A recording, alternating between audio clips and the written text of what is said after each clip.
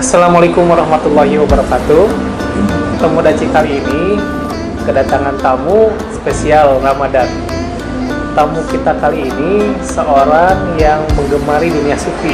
Itu bisa dilihat dari postingan-postingan medsosnya. Kita akan perkenalan. Siapakah dia?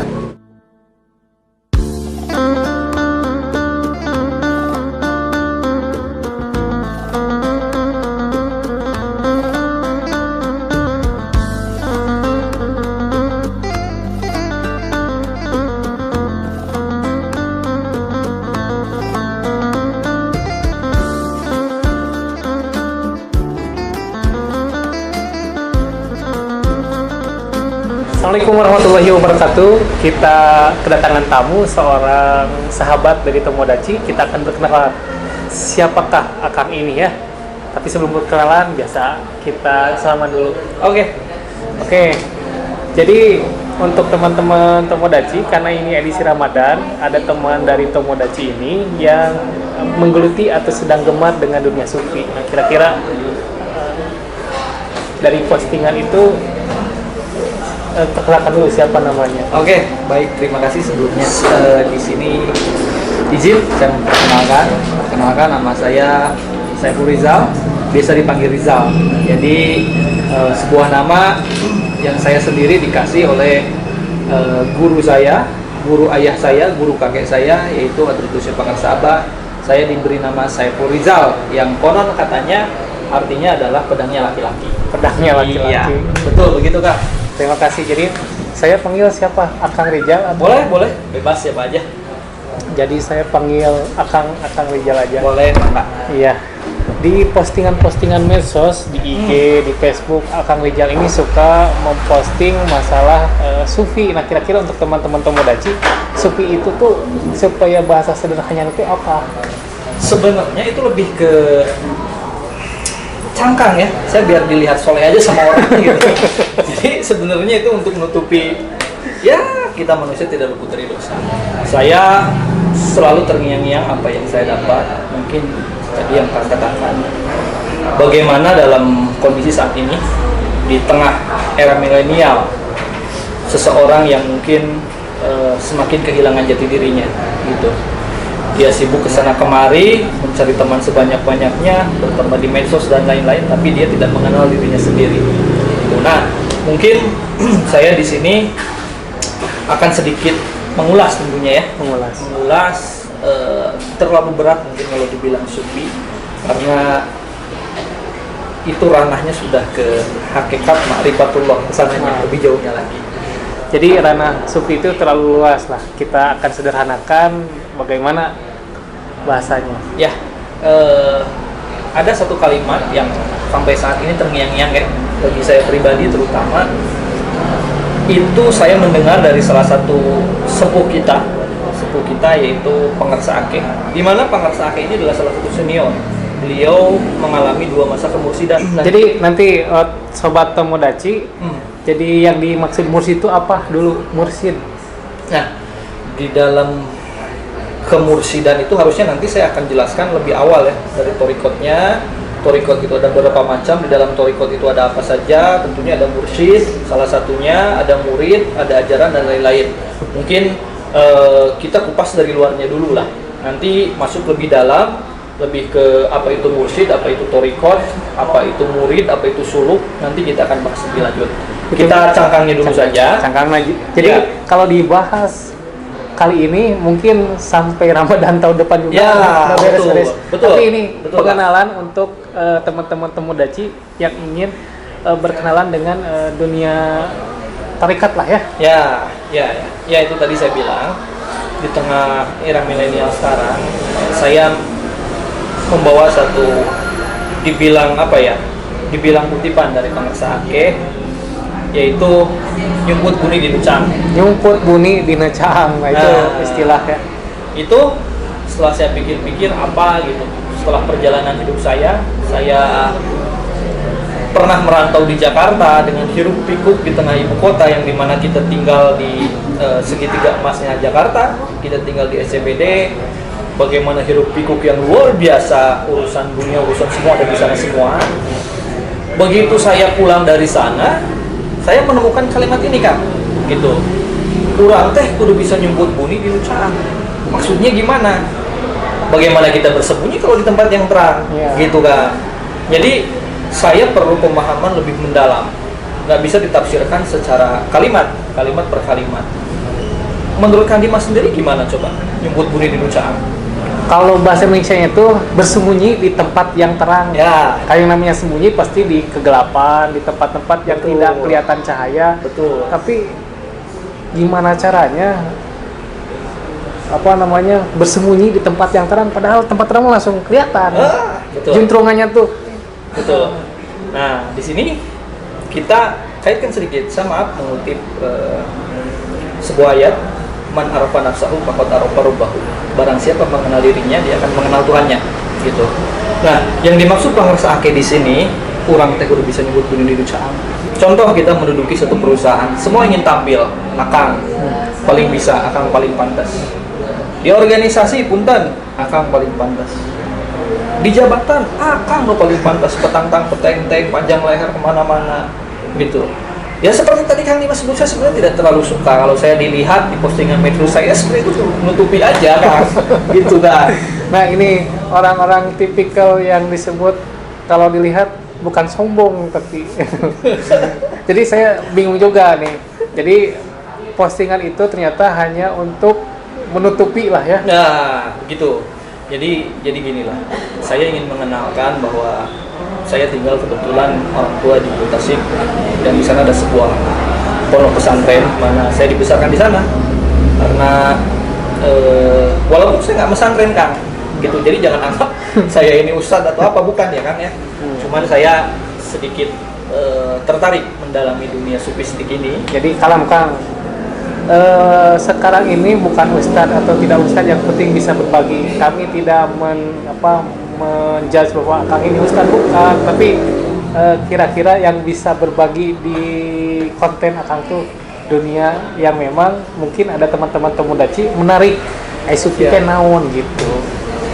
Lanjut Kang. Nah gini, balik lagi tadi ke kalimat nyebut bunyi di nucaan. Jadi bagaimana kita diajarkan untuk kurang makin baik tidak sebut gitu. Misalnya gini, kita punya satu lahannya semak belukar, gitu. Semak belukar, kita nyicil nyangkul, ngoret kalau bahasa Sundanya, kita koret, kita cangkul tiap hari gitu. Tiba-tiba datang satu rombongan yang sebenarnya pekerjaan itu sudah hampir beres kan, gitu. Padahal kita dengan diam, subuh kene udah ngoret, udah macul, terus dileukeunana ngoret. Tiba-tiba datang serombongan, karena itu sudah datang terang, dia datang tuh, itu hasil akang mau macul. Nah, di sana si yang nyangkul pertama ini adalah sosok yang saya coba konotasikan lebih ringan bahasanya, adalah sosok anu nyebut bunyi di nucaan. Dia tidak ingin terlihat. Nah, di zaman sekarang ini kita melihat bahwa orang-orang seperti itu sudah hampir tidak ada, saya bilang. Mereka agama itu sebagai identitas.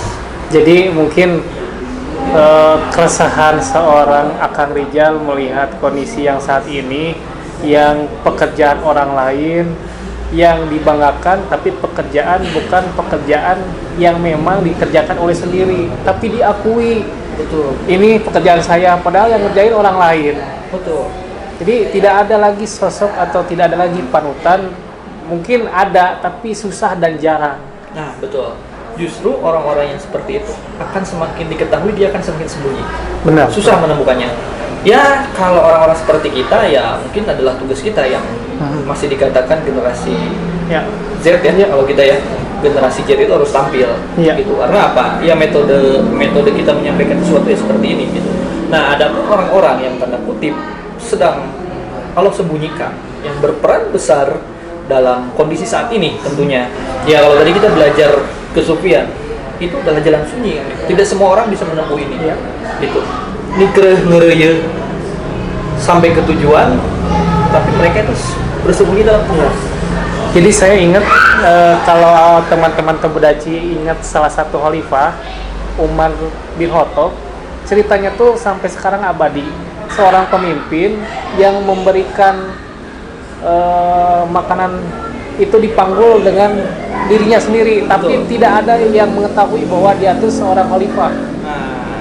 Nah, mungkin kira-kira kalau hal itu dilakukan pada zaman sekarang, pasti tidak akan seabadi cerita Umar.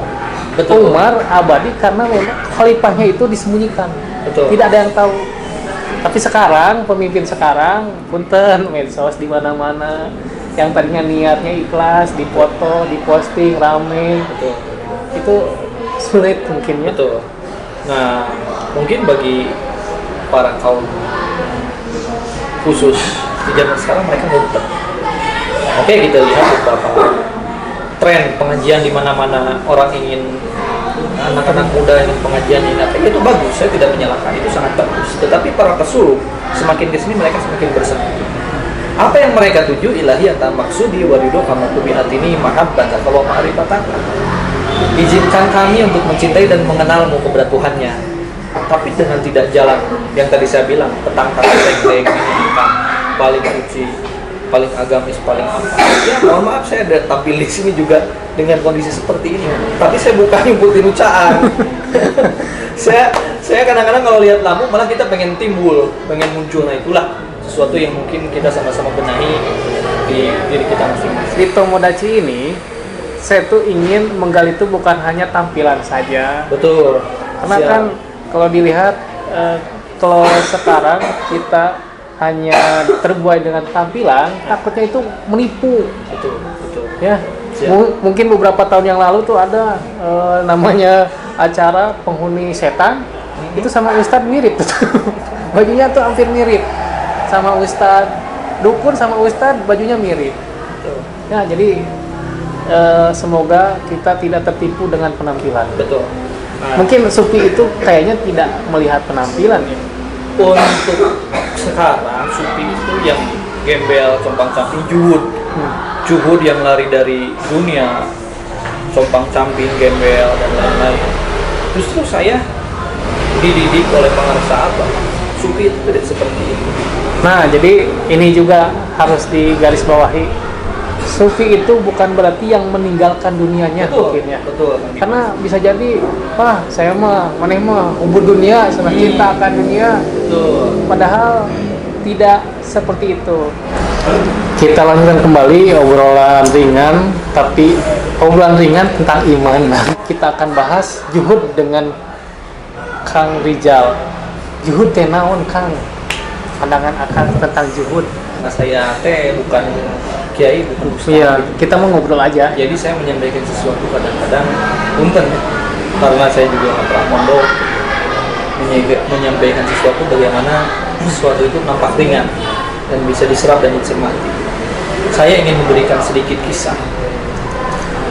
Dulu adalah salah satu kiai besar datang ke guru saya, karena beliau sudah keliling kemana-mana mempelajari beberapa disiplin ilmu tarekat dan lain-lain. Beliau datang compang-camping ke sana, padahal beliau secara duniawi mampu gitu. Karena beliau memahami juhudnya seperti itu dulu, beliau datang dengan compang-camping datang, assalamualaikum, silaturahmi ke sana, bla bla bla, dan beliau pulang mohon izin. Ketika beliau pulang, di jalan dipanggil sama seseorang yang diutus oleh guru saya. Ajengan di sini, panggil di Harewosan. Ajengan, kalau paksa guru, Supi teh sanes kieu gitu. Tuh aja, pulang, pamit di pikiran sepanjang jalan. Itu teh guru Supi teh mobilnya bagus, kasurnya empuk, makanannya enak. Katanya Supi deh kan, dia harus tadi Meninggalkan dunia. Pemahaman seperti itu kan, yang mungkin sebagian orang tidak mau terlalu jauh masuk ke dalam ranah sufistik, karena ada sebagian, nggak semua. Nah kita lihat tadi orang yang zuhud meninggalkan dunia, ada juga kita lihat dari satu sisi juga, ada yang gugur dunia meninggalkan akhirat, dunia aja terus, petang-tang peteng-teng semua dikejar dunia tuh nggak akan ada ujungnya. Yang ini ninggalin dunia, udah nggak mau lagi perduniaan. padahal kita mau ibadah aja perlu dunia sekarang kan. Gitu, kita mau ngadain syukuran, mau ngadain pengajian, kan kita harus minimal kita nyediain makanan, nyediain minum, itu perlu biaya semua. Nah, di sini saya akan memberikan sedikit gambaran. Guru saya memberikan ini, Kang, bagaimana kita bisa menjaga keseimbangan. Kita hidup masih di dunia kan, gitu. Jadi bagaimana kita disuruh berada di titik keseimbangan. Dikir terus kukluk di masjid juga salah, gitu. Di dunia terus salah. Nah, guru saya alhamdulillah memberikan pandangan, memberikan pengertian jujur seperti apa. Kita berada di tengah-tengah dunia dan akhirat tentunya. Gitu. Dunianya dengan apa, akhiratnya dengan apa. Dunia kejar, sok udah macul, usaha sing getol, sing benang dunia. Akhirat boleh tinggalkan. Makan enak, mobil enak, rumah besar, pikir lebih banyak lagi. Nah, kurang lebih itu yang dicontohkan, juhud yang dicontohkan oleh guru saya. Jadi kita tidak dibebani dengan dalil-dalil yang begitu berat. Dan saya melihat keseharian guru saya dicontohkan seperti itu. Nikmat lebih banyak, pikirnya lebih banyak lagi. Jadi harus digarisbawahi, ketika nikmatnya ada, zikirnya tuh lebih. Betul. Jadi jangan nikmatnya kita didapat, mungkin Allah kasih nikmat, tapi zikirnya kita lupakan. Betul. Nah, tapi jangan lupa juga. Jadi tadi yang saya bilang di awal, ilahiyata maksudi wa ridhoka marhumiyat ini ma'an bataka wa ma'rifataka. Artinya zikir kita ini bukan zikir kuli. Zikir kuli itu apa? Ibadah kuli itu apa? Kita nyangkul tapi mau dibayar. Tapi nggak apa-apa, itu tahapan. Ya. Nanti kita bahas lebih lanjut. Kan ada tahapan, ada syariat, hakikat, tauhid, ma'rifat dan lain-lain. Pada umumnya di kita itu, termasuk saya sendiri mungkin, gitu. Jadi selalu menukar guling. Iya. Dikir kita tuh dikir 1000. Jadi pengen... mentalnya tuh mental upah. Betul, itu dikir kuling kita tuh sebenarnya. Oke, 1000, tapi pengen rumah, pengen mobil. Nah itulah kita nggak boleh pungkiri. Nah ini kehadiran dunia sufistik tuh di sini untuk membenahi ini. Karena membenahi ini harus dari dalam. Kan jauh-jauh kita keluar bicara akhlak, keluar akhlak dengan si A si B atau dengan tetangga dan lain-lain. Kita ke dalam aja belum bener. Gitu. Kita berdoa, kita dikir, kita ibadah itu. Kadang kita minta tukar guling, ngedikte Allah, ngedikte Tuhan kita sendiri. Astagfirullah. Gitu Bang Dimas. Kalau diingat-ingat bisa jadi sholat atau ibadah ya kita rasakan mungkin karena ada upahnya. Betul. Ya. Sampai saat ini kayaknya kita seperti itu. Padahal kan ya teman-teman Pemuda Ciki juga sudah tahu bahwa kita mau ibadah, mau kita tidak, derajat Allah itu tidak akan berkurang sedikit pun atas ibadah kita. Tidak akan mengurangi. Gitu. Allah mau disembah atau tidak ya tetap Tuhan yang Maha Esa. Tetap dengan keagungannya. Masalahnya tuh kita sebagai pribadi. Nah itu nanti lebih lanjut kita akan belajar sufi itu ke dalam, tasawuf itu ke dalam, sampai memancar keluar. Kenapa logo di kami adalah kupu-kupu? Karena kupu-kupu itu dari ular. Ular itu apa? Hilir kalau bahasa Sunda kan. Hilir itu getekan batu pegawaian nanti hilir batu rarumsi getek ke urang ku hadir urang dibungkus ke bongkol. Nah itu tadi kita belajar menempuh jalan sunyi suluk tadi di mana orang tidak tahu kita kata ya terus ke tempat tujuan bray kita terbang menuju tempat tujuan menjadi kupu-kupu yang indah. Mungkin ada satu pertanyaan Kang Dimas dari saya. Iya. Tadi kita belajar juhud, kita kejar terus dunia Kang Dimas. Pada akhirnya kan kita akan kembali. Iya. Innalillahi wa inna ilaihi raji'un. Kita itu dari Allah dan akan kembali kepada Allah. Nah, pertanyaan saya mungkin sederhana bagi Kang Dimas atau teman-teman Tomodachi gitu. Saya punya sedikit pertanyaan, teman-teman boleh bantu jawab. Di dalam kalimat innalillahi wa inna ilaihi raji'un itu ada kalimat kembali kepada Allah.